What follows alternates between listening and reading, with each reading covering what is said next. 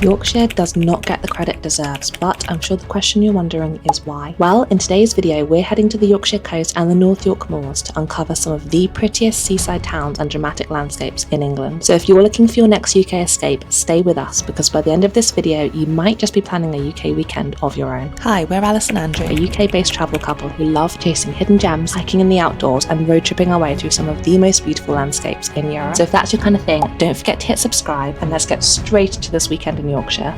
For this trip, we spent a few days exploring some of the most beautiful spots in the North York Moors and along the Yorkshire coast. This is somewhere we'd wanted to visit for a really long time, so we were super excited about this little weekend break. We arrived on Friday and checked into our cabin. We were staying with Forest Holidays in Cropton Forest near Pickering, which is the gateway to the North York Moors. Let me show you around. So we have just checked into our cabin at Forest Holidays.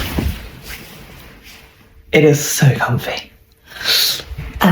So there's two bedrooms, this one and then a twin in the other room, and ours has a little ensuite shower room, which you can just about see through there.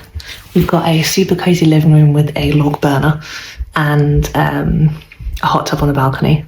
It's currently dark at the minute, so you can't quite see the views, but I cannot wait to show you this.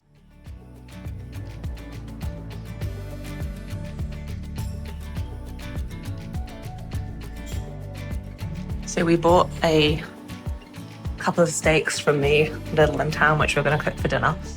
And this is our little kitchen area. These are little complimentary biscuits and things. And yeah, how cozy is this?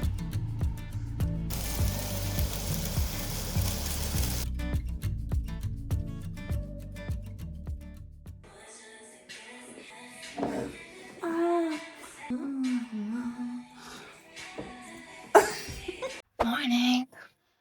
So today we have woken up to a delivery of fresh croissants and pain au chocolat from the Forest Holiday staff, and the nicest white bloomer bread that I have had in a really long time. I'm just used to buying like basic spreads. This is really nice. Just about to go make breakfast, and then we are heading off to a part of Yorkshire that I've wanted to visit for a really long time, so I cannot wait. So our day started with a very foggy drive across the moors. As soon as we got a little bit of height, the visibility just dropped and we were driving through some fairly thick fog. We did make this trip in February though, so if you're visiting other times of the year, it might not be so bad. Once we got out of the clouds, the views are beautiful and we could see all across the countryside. Our first stop of the day was Staithes, a picturesque historic fishing village nestled between two cliffs in the North York Moors National Park. It's known for its narrow cobbled streets, colourful tightly packed cottages, and was one of the largest herring ports on the northeast coast. Today, it's one of the most popular villages to visit in the North York Moors, and the entire village is pedestrian only for visitors, meaning you have to walk down the steep steps and hills to get to the coast. Once you get there, you'll have beautiful views over the ocean, and it really is incredibly pretty. Our next stop of the day was Whitby Abbey, a historic 7th century Christian monastery that later became a Benedictine abbey. It's owned by English Heritage and is perched on a cliff overlooking the town of Whitby itself. It's easily one of the most magnificent ruins in the whole of the UK, and it actually inspired the story of Dracula when Bram Stoker visited the abbey in 1890. We're not English Heritage members and we visited in off-season, so we paid £12.70 per person to enter the grounds. This is slightly higher in summer, but either way, it's not that expensive in our opinion. This also included a free audio guide, which was incredibly useful because then you get to learn even more about the history. You can walk all around the abbey. There are footpaths and you can also head inside the abbey itself to see the ruins from a different angle. It's absolutely stunning and definitely one of the best places we visited in the North York Moors.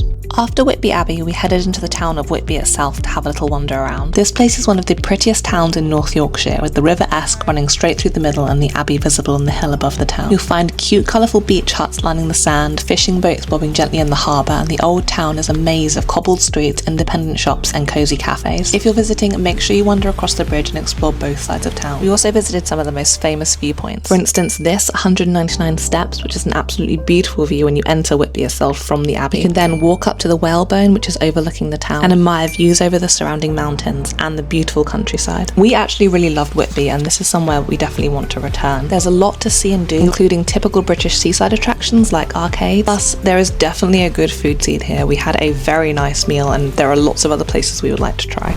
final stop of the day and just a short 15-minute drive from Whitby is Robin Hood's Bay. This is possibly one of the most well-known spots in the North York Moors and is an incredibly picturesque village. There are tiny cottages leading down to the ocean, narrow twisting alleyways and incredible views. The best thing to do here is simply to wander the streets. There is a maze of little lanes you can get lost down, as well as small cafes, shops and a few restaurants. Since we visited in February, it was pretty quiet, but I imagine on a summer evening it is buzzing with activity. One word of warning though, there is no parking in the village, so you have to park at the top and walk down. It is a very steep slope, so I recommend good shoes, but it is worth it for views like this. We explored Robin Hood's Bay until the sun started to go down and then headed back to our cabin for a cosy night by the fire.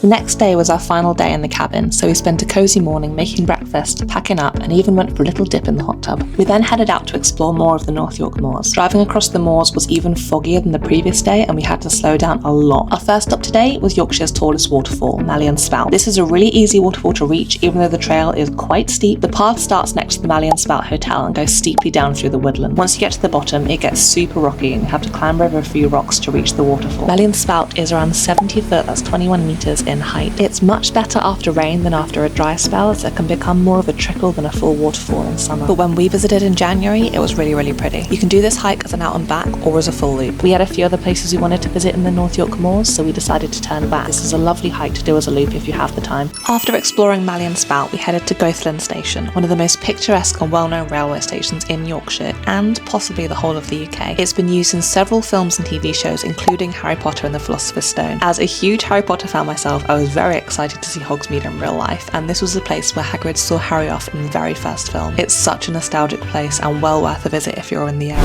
After visiting Goathland, we drove back across the moors to Dalby Forest, but on the way we stopped at this viewpoint. Some of the views here are absolutely outstanding, and if we do come back, there's a short walk here that we're definitely going to do. Our final stop of the trip was Dalby Forest. This is Yorkshire's largest forest, and there are loads of different walking trails and cycling routes here. It's actually one of the best places in the UK to go cycling. You can hire bikes, and there are a variety of different trails ranging from easy to more challenging. We simply decided to go for a walk through the woodland and admire the views around the forest, which were really picturesque. After that, the sun was starting to set, so we decided to head home, marking the end of our weekend in the North York Moors. I was honestly really surprised at just how much there is to do there, from cute villages to hiking routes, forest, moorland, beaches, and so much more. Of course, this is just a small part of Yorkshire as a whole, and there's so much more to see, from West Yorkshire to the Yorkshire Dales to the city of York itself, so you could easily spend a few weeks road tripping around the whole of the county. In my opinion, it's a really underrated place to explore, and I know there are so many beautiful parts of the UK like the Lake District, Scotland, Wales, but Yorkshire is really special. There's so much variety from the coast to the countryside, and it's definitely an area that's worth giving some time to. I also just wanted to say a huge thank you for watching till the end of this video. We'll be planning a load more hiking and road trip guides both around the UK, Iceland, Norway and so many more places. So hit subscribe and follow along for more content like this. I'll hopefully see you in the next video. Bye!